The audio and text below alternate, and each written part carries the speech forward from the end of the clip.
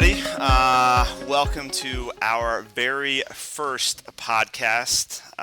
We are trialing a kind of a different format to see if we can kind of build our communication and the number of resources and that we have available to parents, and recognize that we have an evolving set of parents with an evolving set of skill sets. And like myself, some of us are actively involved in listening to podcasts. Our hope is to kind of continue to link this to our Rams news, but also provide something that all of you can subscribe to here at Robert Adams Middle School and elsewhere for that matter. So the title of our podcast, or what we're playing around with as far as what this series is going to be, is personal, local, global. And that is kind of our brand as a school. Our teachers have spent some considerable time kind of processing what that is. And funny enough, have spent some time with our school council, who have said, you know what, like, let's really deliver some of this message to our families about what personal, local, global is and what that means, so that when their students come home, they are able to ask the right questions, kind of dig into some of the curriculum that they have. Because personal, local, global is widespread through everything that we do here at Robert Adams Middle School. And you ask any of your students about the questions or the activities or the lessons that they're doing, we are moving in this direction. So personal, local, global, what the heck is that?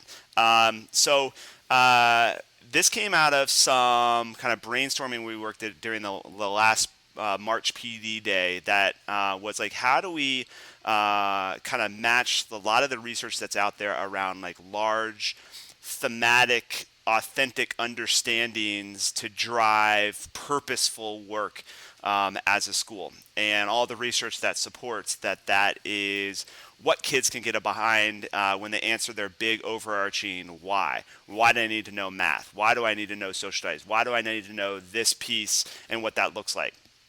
But this isn't just something that's aligned to what our students do. This is also a belief of what we feel the adults should be kind of engaging in as well. So personal is kind of a lot of our social emotional learning, also our own self-reflection, our own mental and physical well-being, a lot of those internal struggles and processing that's going on inside the self, and just kind of the importance of having a healthy self, healthy person, and being able to engage some of these more complex pieces of life in general. We find that when that brain and that person is healthy and feels safe, they're better to able to kind of engage in everything. We talk about, or a term that we use a lot here at the middle school is, when you have high anxiety, your working memory goes down. Meaning that, like, if you're not really, if your mind is kind of wandering and stressed and anxious and struggling with something, it gets in the way of their ability to learn and embrace the academics. And we're only really kind of scratching the surface in education, the importance of social emotional learning, mindfulness, and the health of the mind as we kind of engage in education. So personal, we how that looks like in classrooms is we are spending a lot of time kind of looking at our texts, our literature, and that helps students kind of really reflect on themselves and their own behavior and how they act, and think about kind of their own development. And that's very important. There's also kind of local and global. Local is, you think about interpersonal relationships. As a student learns empathy and their ability to kind of connect with others. The ability of our students to take the perspective of others, regardless if they share those views or not, but also kind of that cultural proficiency. We are a pretty homogenous community here in Holliston, and it's important for our students to, if they're not going to be surrounded by a diverse set of opinions and cultures, it's important to develop a learner or a mindset about how you approach anybody who's different than you. Additionally, just kind of local, engaging in kind of our local community, and what kind of pieces that you can bring the community into the middle school, and kind of viewing that on a local scale. And then lastly, you have global. this is where we really think about kind of our and maybe you've heard this term before, but throughout our classes we talk about the UN sustainability goals and sustainability in general, and what that might look like as far as global sustainability, and what part does the sixth grade, seventh grader, eighth grader, Holliston community member have in a global society and a responsibility to our planet, and what that looks like. That's a variety of science-based stuff, but it's also just cultural-based activities on how we act and how we think about some of the things that are occurring in the world. Just not that like, oh, that's not in the U.S. That's not something I need to worry about. We also need to think about humanity, human rights, and how we embrace that as well. So to kind of kick off our first podcast, I've invited Gretchen Powers, who is our adjustment counselor, school social worker, and a counselor as well in the community, who has done a lot of work, especially around the personal, and she can kind of bring a piece of some of the work we do here at Adams Middle School, but just like how some resources, some things to kind of talk about connected to mindfulness and kind of some of that social emotional learning health. So, Gretchen, welcome. Thank you for joining us. Yes, thank you so much. I'm excited to be on this first podcast. I think I didn't even realize it was the first one, so this is very Yes. exciting. Yes. So we are both dipping our toes into the podcast world and what this is going to be Absolutely, like. So, absolutely, uh, yeah. And I'm looking forward to spending this time with the audience around these topics because I think they are very important more than ever. So I look forward to sharing with people today some of my thoughts about mindfulness, how it impacts, how it can impact educators as well as how it can impact teenagers. So I'm looking forward to it. well, great. I don't want to steal any thunder from you because I can, definitely talk forever. So, I am curious what you can shed some light on and talk to our families about. Okay, great. All right. Well, I was introduced to the concept of, yeah, I'll rewind. I was introduced to the concept of mindful self-compassion probably about 7 or 8 years ago. It was in a CAGS program at Assumption College, and I think what I took out of that was this feeling of, wow, how is it that I'm in my 40s and this is not something that had been introduced to me before? And I thought a lot about how if I had been introduced to this as an adolescent, it would have been tremendously helpful. So as soon as it kind of was brought into my life as an adult, I felt strongly about being able to bring it to teenagers.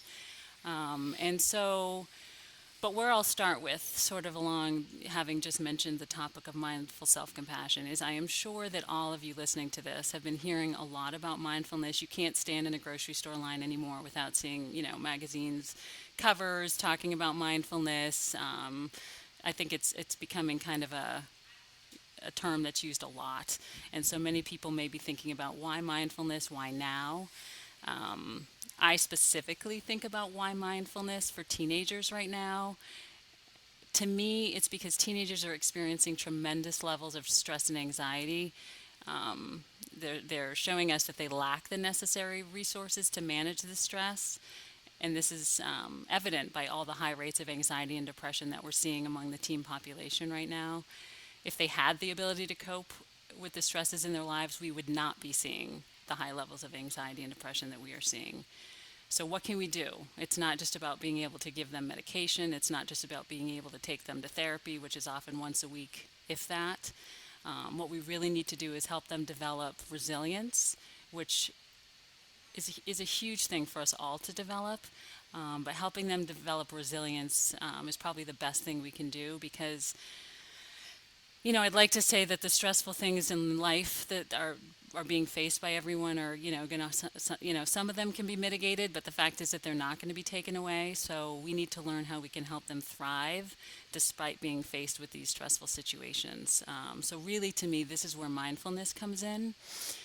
Mindfulness is an inner strength, something that can be developed. And what is so wonderful is that we all have the capability of learning to live more mindfully and developing mindfulness skills. So again, kind of back to that, what is mindfulness? Mindfulness, a really good definition for it comes from Dr. Kabat-Zinn. So it's really just paying attention in a particular way, doing this on purpose, in the present moment, and non-judgmentally. I I think is, we can train our minds to experience our daily lives differently. I like to think of this image you may have seen, where it's like mindful, MINDFULL, versus mindful, MINDFUL. And what the image is of a human walking alongside a dog, and in front of them is like some sunshine and trees, but what you see in the bubble above the human is everything. A picture of a car, a house, bills, question marks, like all this stuff is in that bubble. What you see in the bubble above the dog is what is seen in front of the dog, which is the sun and the trees. I think that's just such a great image because it's an example of how in so many moments of our day, we are just that. We are that person that's got that bubble. We've got that bubble over us. It's just loaded, loaded, loaded with thoughts, worries about the future, thoughts about the past. We're rarely in the present moment, and that is why we're in as much distress as we are, and that's why teens are also struggling with as much stress as they do. We're rarely in the present moment. But what mindfulness and learning mindfulness skills allows us to do is step back from that, right? By being able to practice noticing that those are all the thoughts going on in our minds, and taking a pause from them, we can feel better. And really, there's so many ways to practice mindfulness. Mindfulness is both formal and informal. Formal mindfulness practices include things like sitting meditation, but then there's informal practices, which is like if you're sitting in the morning drinking your cup of coffee, just drink your cup of coffee. Notice the feeling of the mug in your hand. Notice how it feels to sip it. When your mind starts thinking about the meeting you have next, you can bring it back and just pay attention to, again, the cup of coffee in your hand. So that would be an example of something informal. Um, Again, I think what is so critical about teaching this to children, teaching this to teens, is because this is something that they can carry with them every single day. They can use it throughout their school day.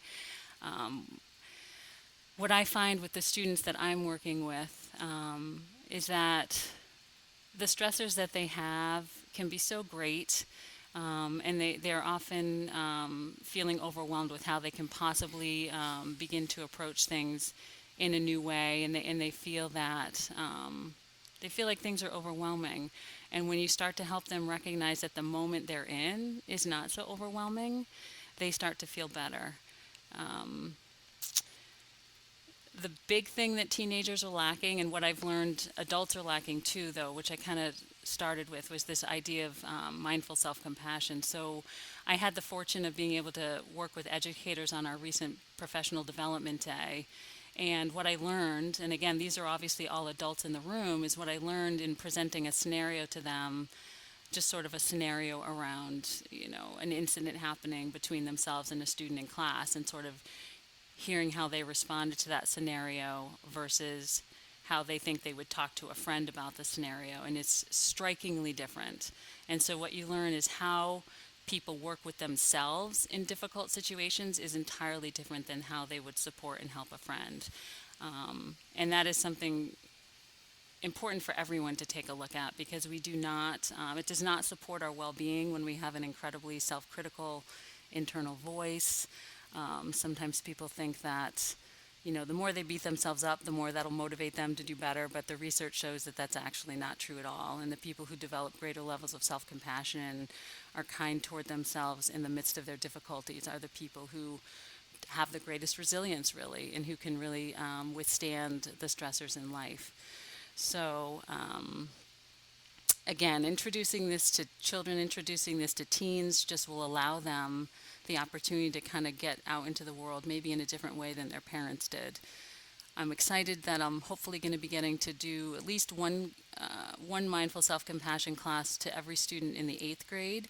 At some point, we were hoping to be able to get it into all the grades, but there are some limitations on my own schedule, so I think we're going to start with the eighth grade.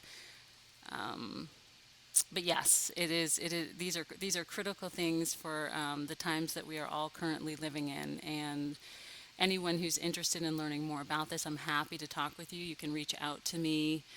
Again, I'm the school adjustment counselor here at Adams Middle School, and I'm interested in sharing with this with anyone who's interested because I think it can be helpful. It's helpful for not only our students, it's helpful for ourselves. And I've been introducing it to staff through meditation practices at the beginning of staff meetings because I feel like if we can begin to get staff to understand how this feels and how beneficial it can be, then it will have a ripple effect in their classrooms. Because I think if staff who are stressed and experiencing difficulties can learn how to manage that, that will just model for their students how they can as well. So we're looking at ways how we can really spread this within the school, but I would say honestly starting with the teachers themselves. That's where it needs to begin. So there's certainly work to be done in this area, but it's exciting because I think there are some people who are really open to it. Yeah. Thank you, Gretchen, so much. That's it's something I have thought a lot about.